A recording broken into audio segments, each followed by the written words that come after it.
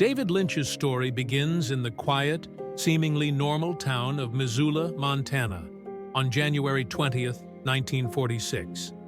Like many of his later films, beneath this peaceful surface lay something much more interesting.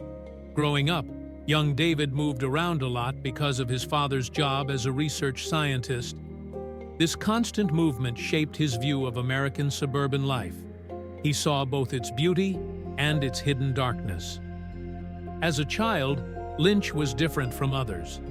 While other kids played sports, he spent hours drawing and painting in his room. The suburbs he lived in weren't just normal neighborhoods to him, they were full of mysteries. He often talked about how the neat houses and perfect lawns made him think about what strange things might be happening behind closed doors. This early feeling would later become a big part of his movies. Before becoming a filmmaker, Lynch was actually an art student. He loved painting strange, dark pictures that told stories. He studied at the Pennsylvania Academy of Fine Arts, where his artistic style grew even more unique.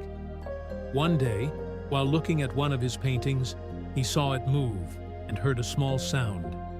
This moment changed everything. It made him realize he wanted to make his paintings come alive through film. The most important thing about Lynch's early years was how he turned ordinary American life into something mysterious and strange.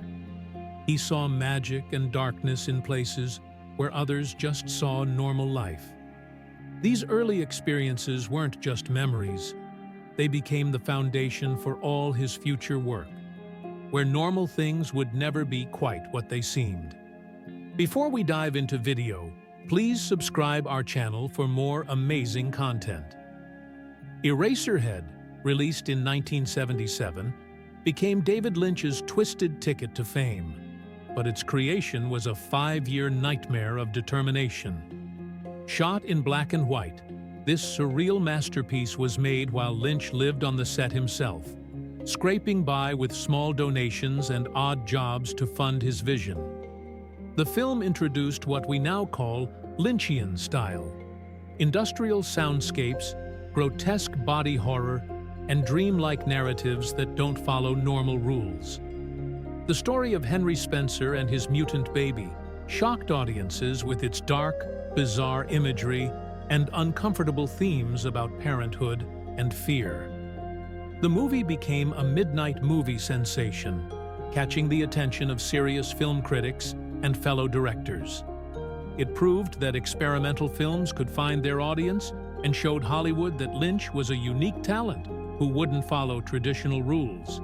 This weird, brave little film changed independent cinema forever, showing that sometimes the strangest dreams make the biggest impact. Blue Velvet, 1986, marked Lynch's most perfect dive into America's dark soul. The story started in a picture-perfect small town, where Kyle MacLachlan's character Jeffrey finds a human ear in a field. This discovery leads him into a twisted underworld, hiding behind white picket fences and sunny streets. The film created a new kind of noir cinema, one where the 1950s dream of perfect suburban life crashes into modern violence and sexual darkness. Dennis Hopper's character Frank Booth became one of cinema's most terrifying villains, while Isabella Rossellini's Dorothy Valens showed the tragic beauty in Lynch's dark world. Working with Kyle MacLachlan for the second time, after Dune, Lynch found his perfect leading man, someone who could play both innocent and curious, while slowly getting corrupted by darkness. The film shocked audiences with its mix of violence and beauty, normal life and nightmare. Blue Velvet proved Lynch wasn't just a weird experimental filmmaker. He was a master at showing the darkness hiding under normal American life. The film changed how people thought about noir movies and influenced countless filmmakers who came after. Twin Peaks exploded onto TV screens in 1990 like nothing anyone had ever seen before. This wasn't just another TV show. It was a cultural earthquake that changed television forever. The simple question, Who Killed Laura Palmer hooked millions of viewers into a world of dancing dwarfs, giant cups of coffee, and dark secrets hiding in a small logging town. Lynch turned television upside down by bringing art house cinema style to primetime TV. The show mixed soap opera drama with supernatural horror, quirky comedy with dark murder mystery. Agent Dale Cooper, played perfectly by Kyle MacLachlan, became TV's most lovable detective with his love for coffee, pie, and Buddhist wisdom. The show became a massive hit.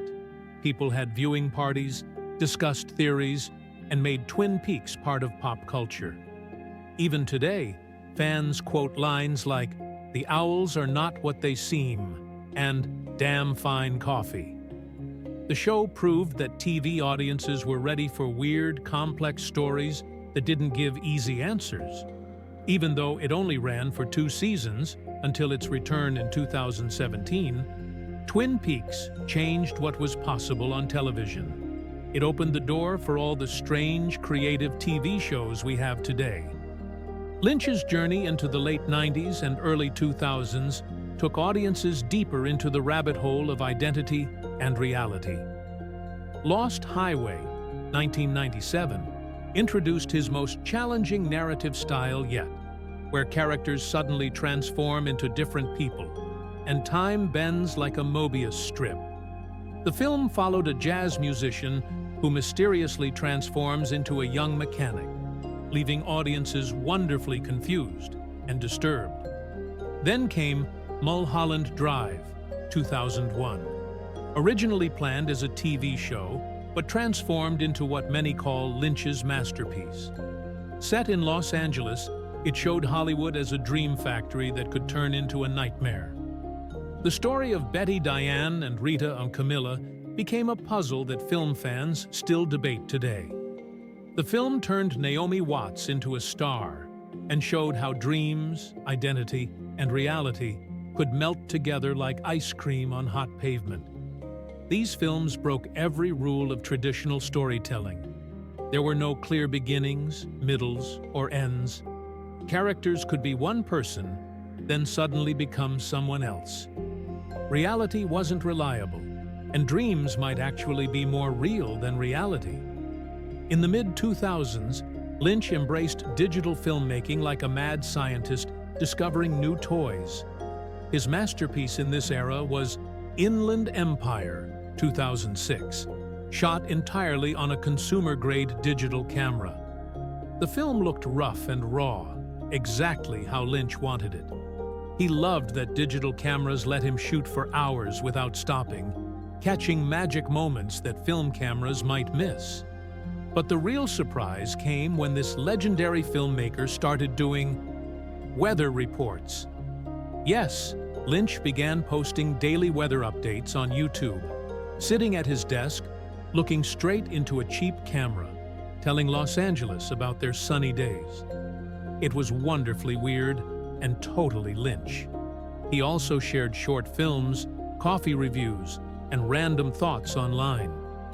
This period showed Lynch's love for new technology. He didn't care about fancy equipment. He cared about freedom to create.